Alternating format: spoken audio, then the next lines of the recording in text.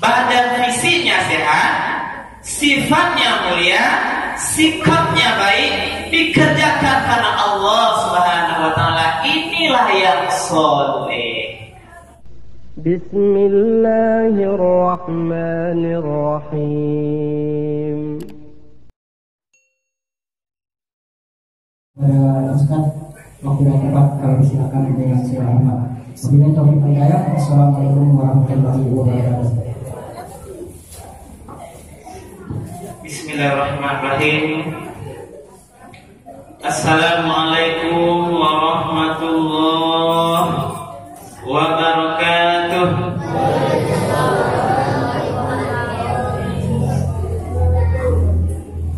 Alhamdulillahirabbil alamin.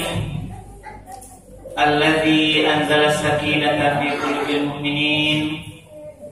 Asyhadu an la ilaha illallah wahdahu la syarika lah wa asyhadu anna Muhammadan abduhu wa rasuluh sallallahu alaihi wasallam la nabiyya ba'dah. Faqala Allah ta'ala fil Qur'anil Karim, a'udzu billahi minasy syaithanir rajim. Bismillahirrahmanirrahim. Man 'amila shalihan min dzakarin aw untha wa huwa mu'minun falanuhyiyannahu hayatan thayyibah wa lanajziyannahum ajrahum bi ahsani ma kanu ya'malun. Shadaqallahul azim. Bapak-bapak dan ibu-ibu hadirin kaum muslimin sidang jemaah salat tarawih Masjid Al-Kautsar Sawah Panjang yang dimuliakan oleh Allah. Marilah kita sama-sama bersyukur kepada Allah Subhanahu wa taala karena sampai pada malam Ramadan yang ke-9, betul Pak Ibu? Yang ke-9 ini kita masih diberikan kesehatan dan kesempatan untuk melanjutkan ibadah qiyam Ramadan kita. Alhamdulillah kami lihat kita semua yang ada di masjid ini dalam keadaan sehat walafiat. Kalau yang sehat Bapak Ibu, alhamdulillah. Kemudian kita sampaikan salam dan salam kepada Nabi kita Nabi Muhammad sallallahu alaihi wasallam yang telah meninggalkan Al-Qur'an dan sunnahnya sebagai pedoman hidup kita bersama.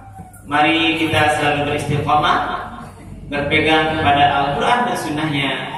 Mudah-mudahan kita diselamatkan dalam kehidupan dunia ini sampai nanti kehidupan yang kekal abadi di akhirat kelak. Ibu-ibu dan bapak yang dimuliakan Allah, pada malam hari ini judul tausiah kita adalah membentuk pribadi yang soleh.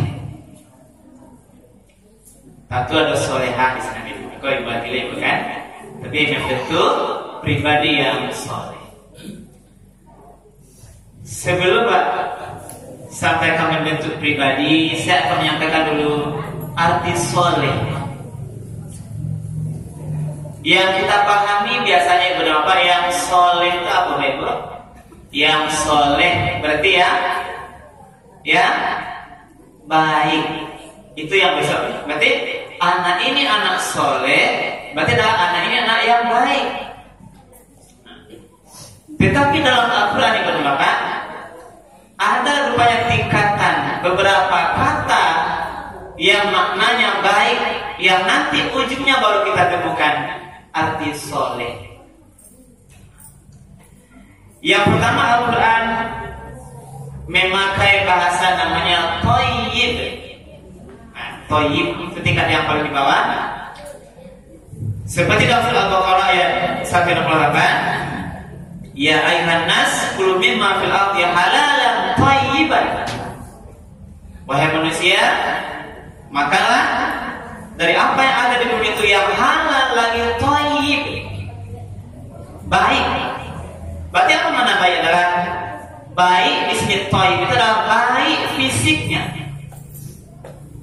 atau sehat. Berarti makna yang pertama adalah thayyib, berarti baik dari segi fisik atau makanan itu sehat. Inilah artinya thayyib. Nah, kalau kita makan, maka carilah makanan yang baik untuk fisik kita. Termasuk ini buka-buka tadi buka baik untuk fisik kita. Karena tidak semua makanan yang baik untuk orang lain belum tentu baik untuk kita. Jadi Pak Ibu, kalau orang kolesterol atau biasanya apa kan asam urat, nah itu dianjurkan makan makanan dilarang yang berbentuk berlemak-lemak. Baginya tidak baik, tidak baik.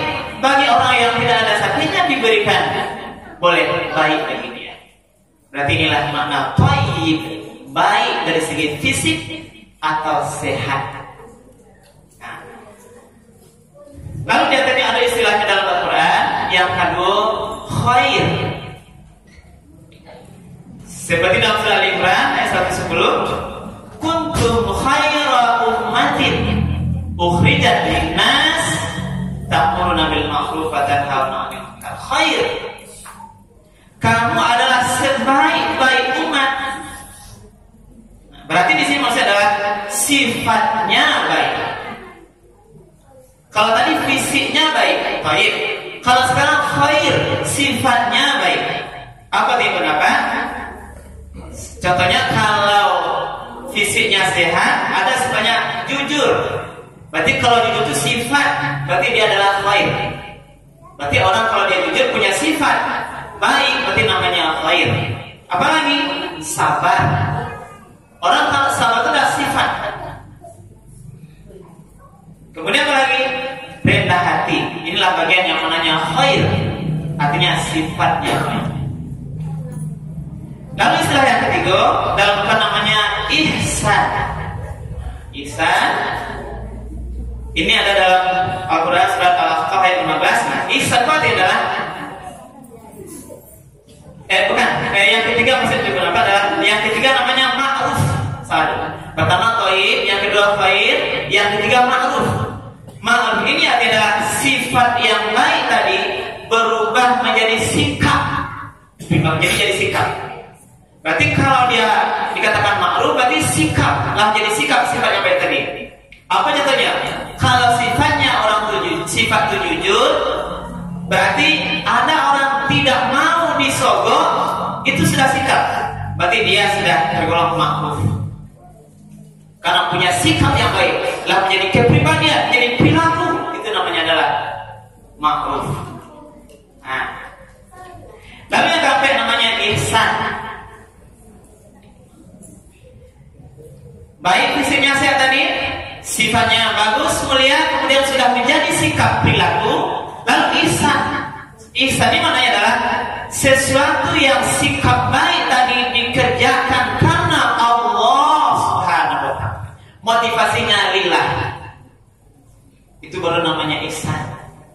Kamu beramal walaupun kamu tidak melihat Allah. Fa illam takun tarahu fa innahu yara.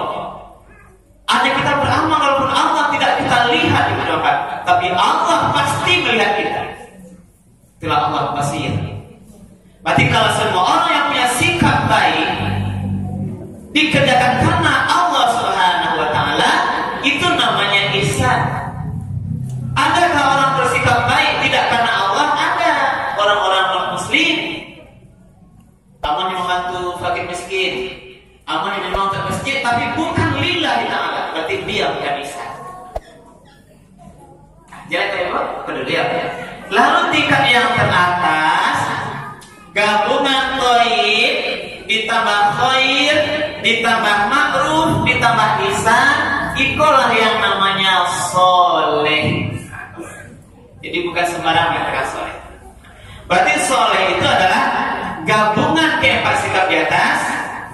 Badan fisiknya sehat, sifatnya mulia, sikapnya baik, dikerjakan karena Allah Subhanahu wa ta'ala. Inilah yang soleh. dasarnya Al-Quran surat Al-A'raf ayat 189. Nanti ibu lihat di bagian pertengahan ayat sampai ujungnya, artinya ketika suami istri mulai bergaul, istrinya mengandung dari yang ringan sampai yang berat, maka fitrahnya fitrahnya akan mulai berdoa kepada Allah. Suami istri itu akan berdoa kepada Allah, ya Allah, mohon jadikanlah anakku nanti anak yang soleh. Berarti anak soleh, anak yang fisiknya sehat, sifatnya mulia, sikapnya mulia, dikerjakan karena Allah Subhanahu wa Ta'ala. Itulah anak soleh. Kalau kajian, bahan bentuk itu betapa berat. Berarti tidak murah. Membentuk pribadi yang soleh bukan murah. Apa satu kunci ini mengingat waktu kita ceritakan? Orang akan bisa berbuat soleh kalau dia betul-betul menghayati, mungkin besok bisa dia dicap nyamanya oleh Allah. Kalau tahu, Anda katakan sadar kenapa? Bahwa sifat kematian yang ada pada diri Allah, yang namanya sifat maut itu, walikulli ummatin ajal, fa idza jaa ajaluhum la yastakhiruna sa'atan wa la yastaqdimun. Prinsip kematian, semua ajal itu ada pada manusia. Kalau tiba masanya, tidak bisa dimundurkan, tidak bisa dimajukan walau sesaat. Itu yang Allah tidak sadar. Lupa manusia karena kalau dia akan meninggal, akan dipanggil oleh Allah. Lupa manusia itu kalau dia dipanggil oleh Allah, dia masuk dalam kubur, nanti ditanya di dalam kubur terhadap pertanggungjawaban kehidupan dunia. Masuk aja kubur baru ibu dapat, itu dia langkah pengantar jenazah pulang mulai ke rumah, kita sudah ditanya 4 perkara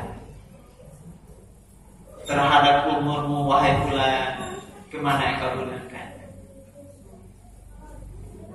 Masa mudamu wahai fulan, kemana engkau habiskan? Hartamu wahai fulan, min aina kasabahu wa ila aina anfaqahu, dari mana kamu dapat semua harta itu, kemana kamu gunakan? Ini nanti akan ditanya kenapa? Halalkah semua harta yang ada pada kita sekarang? Lalu apa kita gunakan seperti jalan yang benar kepada Allah? Itu pertanyaan baru di alam kubur. Belum lagi nanti di padang mahsyar, ketika kita tidak ada lagi perlindungan mataharinya sejenak, belum keringat bisa menenggelamkan kita yang benar. Baru alam kubur, alam bangsa lah ditanya wah itu. Itu ada katakan, marilah sebenarnya di bulan yang mulia ini mari kita evaluasi orang-orang soleh, orang yang perlu introspeksi diri bahwa harta yang kita miliki sekarang, harta yang sedang awak pakai ini, dapatnya di mana? Lekah ridho Allah, oto di mana dapat? Bahan caranya, rumah dan tangga dari mana datang pitinya? Rukun dan ada dari mana bagian pitinya? Caranya halal atau caranya riba? Riba ini bahaya. Kita bergelimang dalam riba dan sebagainya. Bangga bahkan sombong dengan harta, padahal harta itu dapat dengan cara yang riba. Yang dosanya melebihi berzina dengan orang tua kita. Ini dosa yang itu diantaranya kita akan ditanya kita. Inilah bagian evaluasi orang-orang yang soleh. Andai kata kita tahu itu berapa, kita akan takut pada Allah, kita akan beramal soleh. Tapi waktu Tuhan akan banyaklah iman wa amil solihat. Kita tak ingin rugi kepada Bapak. Wal asri, demi waktu yang terus berjalan berputar, detik berganti, jam berganti, hari berganti, minggu berganti, bulan, tahun, semua akan berputar. Yang tak bisa kembali lagi. Innal insana lafi khusr. Sesungguhnya manusia itu, innal insan, sesungguhnya manusia itu lafi, benar-benar di dalam kerugian. Jadi banyak taktiknya di sana. Dari kata innal insana lafi khusr, yang coba hafal itu ayat Al-Asr yang paling pendek itu. Inna, sesungguhnya itu penguatan. Insan, manusia itu lafi, benar-benar dalam keadaan terjerumus khusrin, kerugian. Jadi jerumus rugi ya. mulai dari lalu awal beramal aktivitas. Kalau tidak kita gunakan waktu dalam ketaatan kepada Allah, itu kita akan terjebak dalam waktu yang mubazir, bahkan berbuat dosa. Ini bagian-bagian kajiannya perilaku orang-orang soleh. Lalu kenapa yang terpenting kita kaji sekarang adalah mengingat waktu kita, persoalan anak soleh. Membentuk anak soleh. Kita berharap kepada Bapak, kita berharap dalam sisa hidup kita, di dalam nanti kita meninggal itu Bapak, berharaplah doanya anak-anak kita yang soleh. Kalau bakal dunia anak janganlah itu, perkara dunia anak janganlah dibangga-banggakan ini. Nah, ada gunanya bisa orang meninggal. Anak yang kaya, anak yang berpangkat, anak yang banyak amin beratnya, anak yang punya otot banyak, tidak ada gunanya untuk kita Bapak Ibu nanti di alam kubur, kecuali doa anak yang soleh.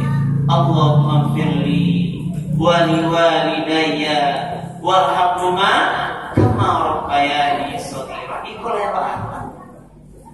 Iza mata ma'adama iqata amalu illa min salasin.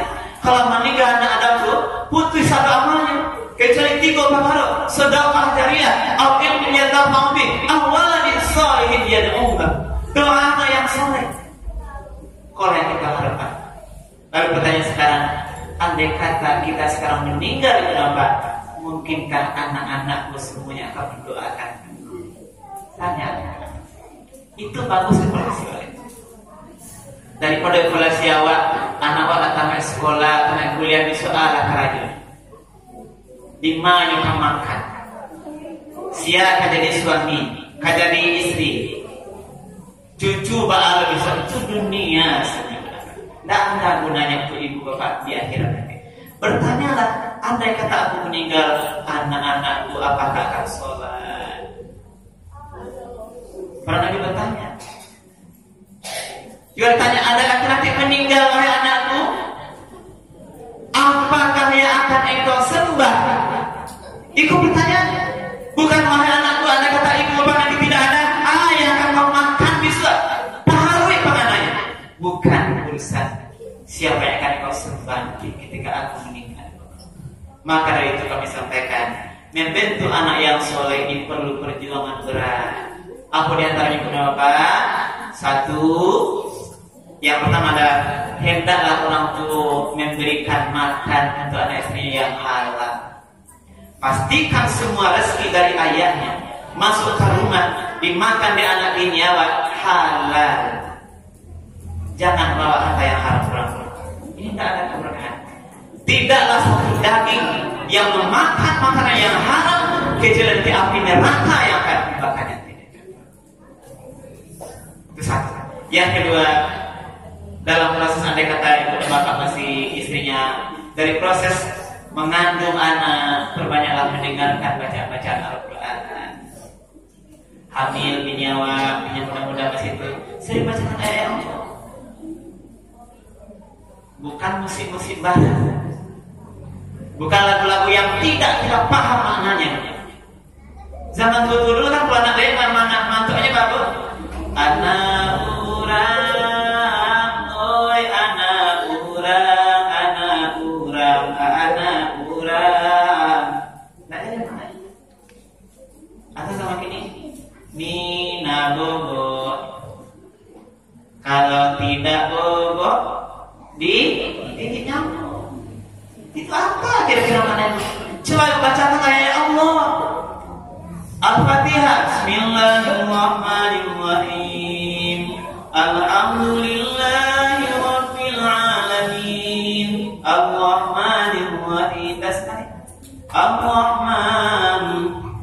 Allamal Quran. Khalaqal insan. Dan sebagainya. Baca kalau ibu kini cucu apa? Paling material cucu, menangis cucu, bacakan Al-Quran. Jangan dinomor dibacakan lagi. Kita bentuk cucu yang soleh, bacakan Al-Quran. Kalau terbiasa Al-Quran, insya Allah Al-Quran itu melekat di dada. Rahasia anak-anak yang kecil bisa menghafal Al-Quran karena sudah dari kehamilan sering dibacakan Al-Quran. Kemudian Kemudian perbanyaklah ibadah bersama anak. Kemudian berikanlah contoh yang baik kepada anak. Kemudian libatkanlah anak dalam kegiatan-kegiatan keagamaan. Kemudian ceritakanlah kisah-kisah teladan di dalam mungkin hari-hari istirahat anak atau tidurnya. Dan yang terakhir, seringlah kita ibu bapak doakan anak-anak kita. Sampai nama anak itu seorang-seorang dalam doa. Doa ya Allah, bukakanlah hati anak-anak namanya si A, si B, C, D, agar dia perlu menerima petunjukmu ya Allah. Lapangkan hatinya menuntut ilmu, beribadah kepadamu ya Allah, dan sebagainya. Kalau doa orang tua, malaikat insya Allah akan dikabulkan oleh Allah Subhanahu. Inilah beberapa yang akan disampaikan. Mudah-mudahan bermanfaat dan harapan. Mari terus kita istiqomah mendirikan ibadah siang Ramadan, puasa, mendirikan qiyam Ramadan dengan harapan mudah-mudahan Allah ridhoi aktivitas kita. Nanti di akhir Ramadan Allah ampuni dosa-dosa kita dan kita bisa menjadi hambanya yang bertakwa. Amin ya rabbal alamin. Terima kasih namanya maaf. Subhanallah wa bihamdika asyhadu an la ilaha illa anta astaghfiruka wa atubu ilaik. Billahi taufiq wal hidayah. Wassalamualaikum warahmatullahi wabarakatuh.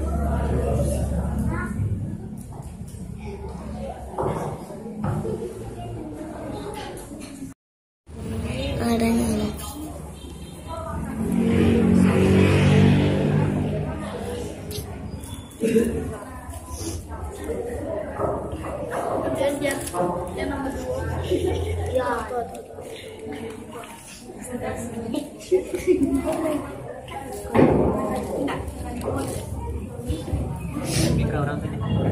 alah.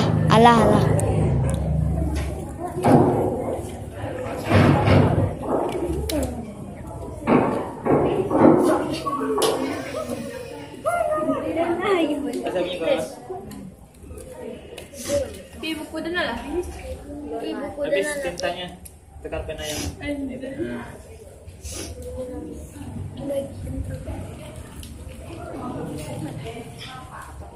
tadi katanya ada banyak ini tanya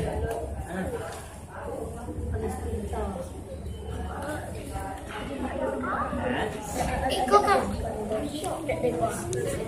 Tidak sebut dia. apa tadi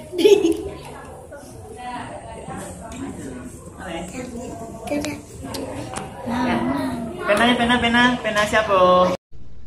Alhamdulillah.